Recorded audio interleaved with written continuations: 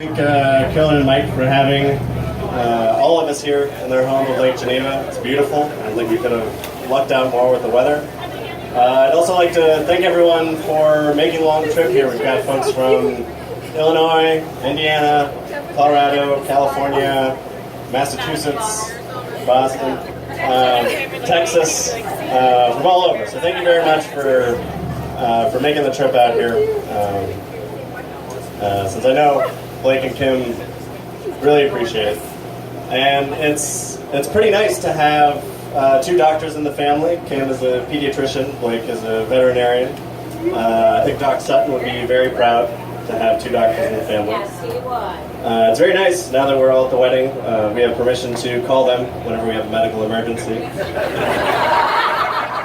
You'll need to make sure, though, that you call the right doctor and ask for the right doctor so that you're not putting your kid down.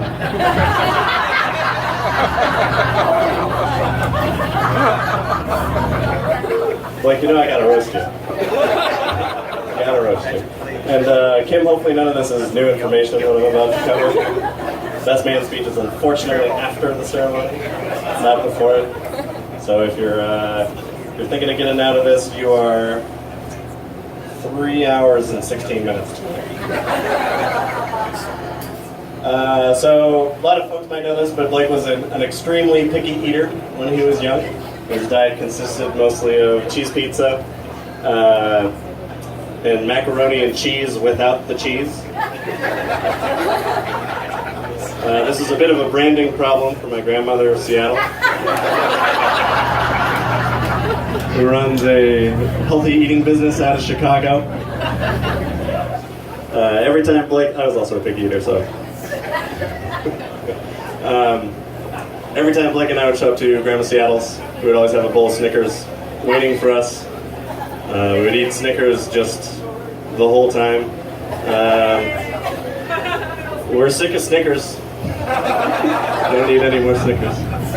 But my poor mother during this time, you know, just as she's stirring only butter into pasta, or like the mac and cheese noodles, she must have been wondering, is Blake ever going to find anyone? Is he ever going to find anyone?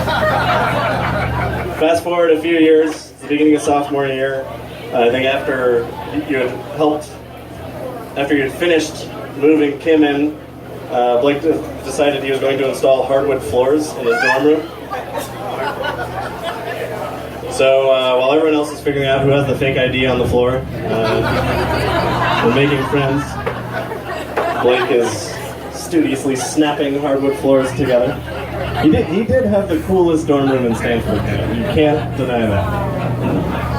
But you gotta wonder, like, when my mother got the credit card bill, she probably asked herself, is he ever gonna find something?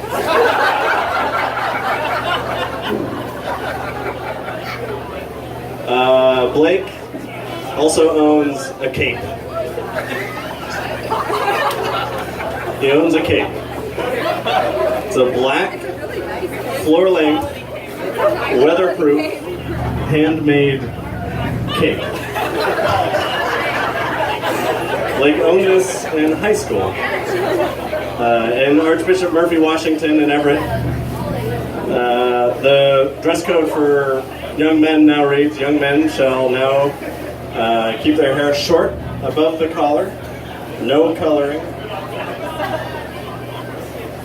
Jeans must not be baggy.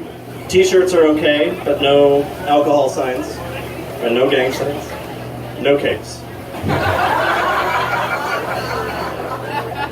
But then you look at who made this cape. You don't just buy a cape. My mother made this cape for him. My grandmother made this cape for him. And so you must be thinking, like, with every move of the needle, with every thread of the needle, she must be asking herself, is he gonna find something? Never seen anyone accepting a Nobel Prize wearing a cape? Never seen anyone on the red carpet wearing a cape? Never seen a surgeon wearing a cape. Gloves and a mask? Sure. Cape? No.